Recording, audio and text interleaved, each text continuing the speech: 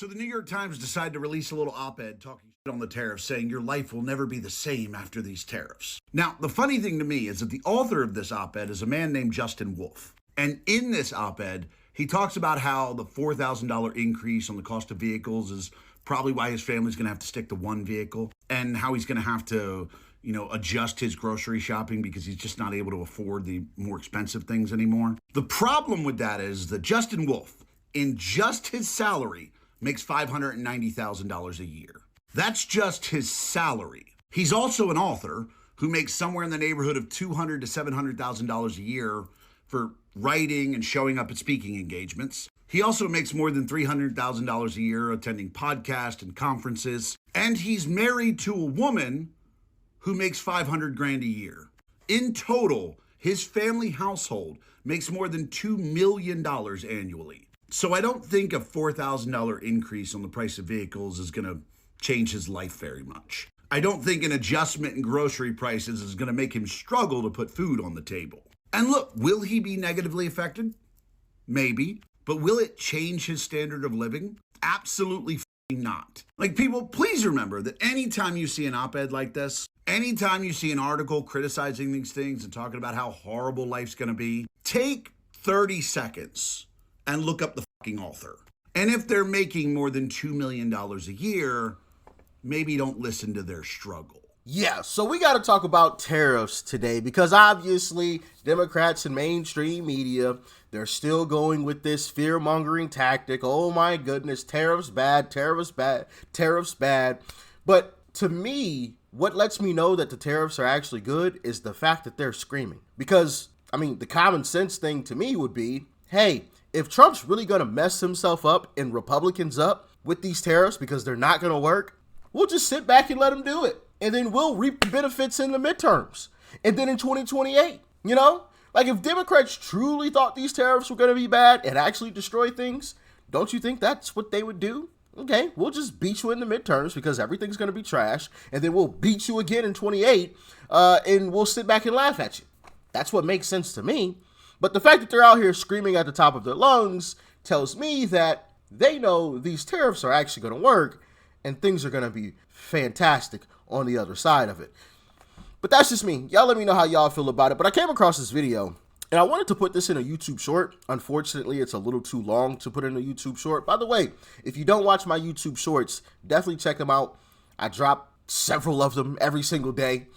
So definitely check them out. This would have been one, but it was a little too long and I didn't want to cut out any bit of it because his explanation of tariffs is spot on. So with that being said, let's dive in. Here's how Treasury Secretary Scott Bessent plans to save the US economy, explained in under 2 minutes. This is your tax revenues of the United States of America. It's about 17% of GDP. The biggest spending in the United States goes to welfare. This is closely followed by Medicaid. And then after that, we've got defense, we've got interest payments on debt. As you can see, there is a big shortage of revenues compared with your costs. And that is especially because the interest on the debt is getting bigger all the time. When you spend more than your revenues, that is called a budget deficit. He said, here's my 4 plans to fix the budget deficit and this unsustainable debt path that we are on. Number 1, we have to grow the economy. Now, you don't grow an economy by increasing taxes. No, we've got to cut taxes. One of these disappears straight away. The only way to increase your revenues when you're cutting taxes is to get the economy bigger, because this is a percentage of GDP. So bigger GDP equals a higher real number. Secondly, we've got to cut interest rates. That makes the debt interest payment in the future more sustainable. Then Co-President Musk comes into play. You've got to cut the spending, right? You've got to sack all those consultants. You've got to start laying off public sector workers, but that's all right because you're growing the economy. Therefore, there's more private sector jobs to take up the slack. So unemployment rate doesn't go up. Unemployment not going higher means that interest rates can go down. Next, you slap a load of tariffs on foreign countries that aren't paying their fair share, and therefore you start to build this revenue side. Now remember, the two don't have to equal each other. Traditionally, tax revenues are about 18% of GDP, and spending in most Western economies is around about 22%. Why can governments spend 4% more as a percentage of GDP than they take in tax and revenues? Well, it's down to GDP growth and inflation. This is where inflation is a government's friend.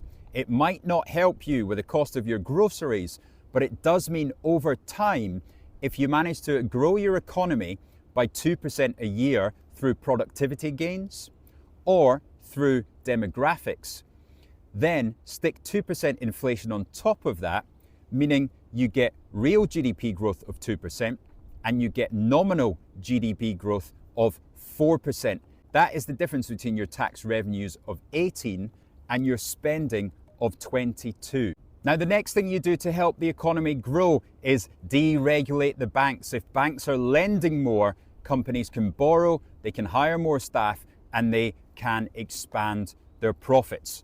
So there is some additional tax revenue from that corporation tax. Therefore, as you manage to grow the economy and get that GDP growth, as you cut interest payments, you cut a little bit out of defense, and you get rid of a lot of consultants, and you start to charge some of your friends some tariffs. Slowly, you build the economy, you get economic growth going up again, and you've got your balanced budget. This is how Scott Bessent plans to save the US economy. Boom. I perfectly explained right there. That is exactly what Trump is attempting to do. Exactly what he's attempting to do. And it's honestly absolutely necessary. At the rate we were going, what was that? Venezuela, anyone? You know, at the rate we were going, the dollar was going to get to a point where it was going to be pointless, useless, a piece of paper. You know, and so when people try to do this whole fear-mongering thing, oh my goodness, Donald Trump and Elon Musk, get your hands off of our... That's the politicians who have been stealing money, who have been money laundering. That's them yelling through, you know, people across the country, right? Because why would anybody be against getting rid of government waste? Any honest, genuine person would be for that. As a matter of fact, Barack Obama was for it. Hey, once again, if you don't watch my YouTube shorts, definitely check them out. But I'm pretty sure I put a clip of Barack Obama for basically talking about DOGE, right? Getting rid of government waste years ago.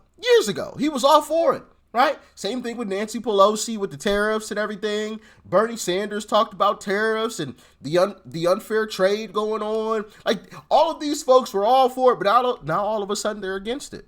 Kind of interesting how that works. Now that their pockets and their bank accounts have ballooned to extraordinary numbers, Nancy Pelosi being worth $200 million. How are you worth $200 million? I mean, maybe it's legit. Maybe, right? Maybe Nancy Pelosi is legitimately worth $200 million. Like, she didn't steal, she didn't cheat, she didn't money launder. Who knows?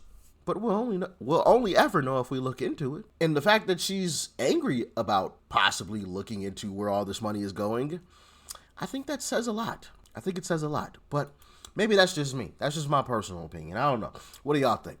But I would also want to play this clip from CNBC because they made the case for tariffs too. Check it out. By and large, tariffs are good for us, and let me break it down. If politics were a video game and the president were a character you could play, tariffs would be your most powerful economic move. But what's a tariff? Basically a tax any business has to pay to bring goods into a country. The USA is uniquely a reasonably big country with a huge consumer class by global standards. So most every sizable company in the world needs to sell here. The argument against tariffs is that they just tax the U.S. consumer. If you say I have to pay $100 to bring my $100 widget over from China, I'll just charge $200 for it. But it doesn't always work that way.